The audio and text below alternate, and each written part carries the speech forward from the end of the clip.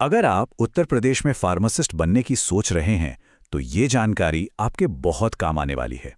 हम यूपीएसएससी के official notification को बिल्कुल आसान भाषा में समझेंगे, एक-एक करके, ताकि सारी बातें साफ हो जाएं।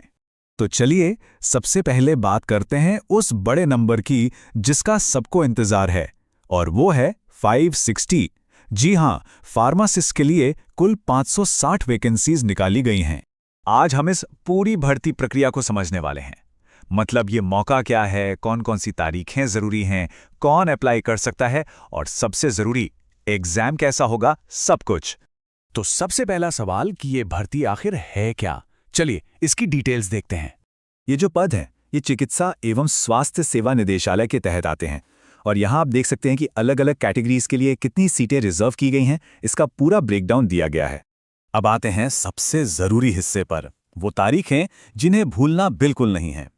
इन डेट्स को अपने कैलेंडर में अभी से मार्क कर लीजिए, क्योंकि एक भी तारीख चूकी तो ये मौका हाथ से निकल सकता है। तो ये टाइमलाइन बिल्कुल साफ है। 28 फरवरी से ऑनलाइन एप्लीकेशन और फीस पेमेंट शुरू हो जाएगा, और 29 मार्च इसकी आखिरी तारीख है।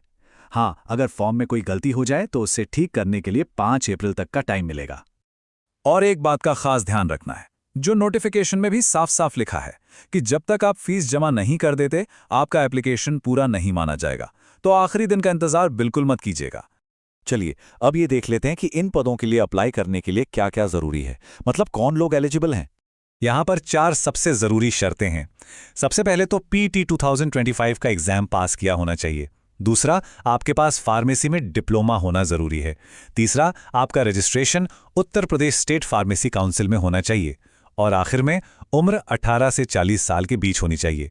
ये चारों शर्तें पूरी करनी होंगी। तो अगर ये सारी शर्तें पूरी होती हैं, तो अगला स्टेप आता है ऑनलाइन अप्लाई करने का। अब ये प्रोसेस कैसे काम करता है, चलिए वो भी समझ लेते हैं। देखिए, पूरा प्रोसेस इन 5 आसान स्टेप्स में बटा हुआ है। सबसे पहले आपको अपने PET 2025 के रजिस्ट्रेशन नंबर से लॉगिन करना है। फिर आपके रजिस्टर्ड मोबाइल या ईमेल पर एक OTP आएगा, जिससे आपको वेरीफाई करना होगा। इसके बाद अपनी पढ़ाई की डिटेल्स भरनी है, फोटो और साइन अपलोड करने हैं, फिर ऑनलाइन फीस पे करनी है, और आखिर में अपना फाइनल एप्लीकेशन फॉर्म प्रिंट करके रख लेना है। अब जरा फीस पर नजर डालिए।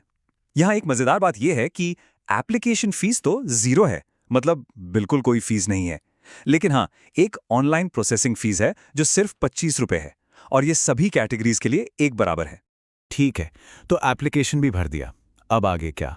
अब बात करते हैं सबसे अहम पड़ाव की, यानी रिटन एग्जाम की। चलिए इसे डिकोड करते हैं। तो सवाल ये उठता है कि कैंडिडेट्स का सिलेक्शन कैसे होगा। तो जवाब है सिर्फ एक रिटन एग्जाम के बेसिस पर। चलिए देखते हैं कि इस एग्जाम का स्ट्रक्चर कैसा है। ये जो टेबल है, ये सीधे ऑफिशियल नोटिफिकेशन से है, और यही आपका पूरा गाइड है। साफ है कि एग्जाम 2 घंटे का होगा, जिसमें कुल 100 सवाल पूछे जाएंगे, और हर सवाल 1 नंबर का होगा। लेकिन यहाँ एक बहुत जरूरी नियम है, जिसका आपके फाइनल स्कोर पर सीधा असर पड़ेगा। और वो नियम है नेगेटिव मार्किंग का। जी हाँ, हर गलत जवाब पर आपके 25% मार्क्स काट लिए जाएंगे, यानी 1/4 नंबर का नुकसान होगा। अब सिलेबस की बात करें, तो एग्जाम का सबसे बड़ा हिस्सा पार्ट 1 आपके फार्मेसी डिप्लोमा के कोर सब्जेक्ट से आएगा। इसमें फार्मास्यूटिक्स, बायोकेमिस्ट्री से लेकर फार्माकोलॉजी और हॉस्पिटल फार्मेसी तक सब कुछ कवर होगा। ये पूरा 65 नंबर का है। इसके बाद आता है पार्ट 2, जो 15 नंबर का है।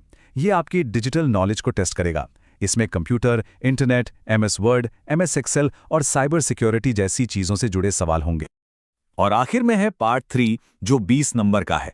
इसमें सिर्फ और सिर्फ उत्तर प्रदेश से जुड़ी जनरल नॉलेज पूछी जाएगी, जैसे कि वहाँ का इतिहास, कल्चर, भूगोल और करंट इवेंट्स। तो कुल मिलाकर देखें तो सफलता इस बात पर निर्भर करेगी कि आप प्रोसेस को कितना अच्छा समझते हैं, डेडलाइंस का ध्यान रखते हैं, और एग्जाम के इन तीनों हिस्सों की तैयारी करते हैं। मतलब साफ है, यह सिर्फ आपकी प्रोफेशनल नॉलेज का टेस्ट नहीं है, बल्कि आपके डिजिटल स्किल्स और उत्तर प्रदेश के बारे में आपकी जानकारी का भी टेस्ट है। तो अब जब पूरा का पूरा रोड मैप आपके सामने है, तो सवाल बस एक ही बचता है, इस बड़े मौके की तैयारी के लिए आपका पहला कदम क्या होगा।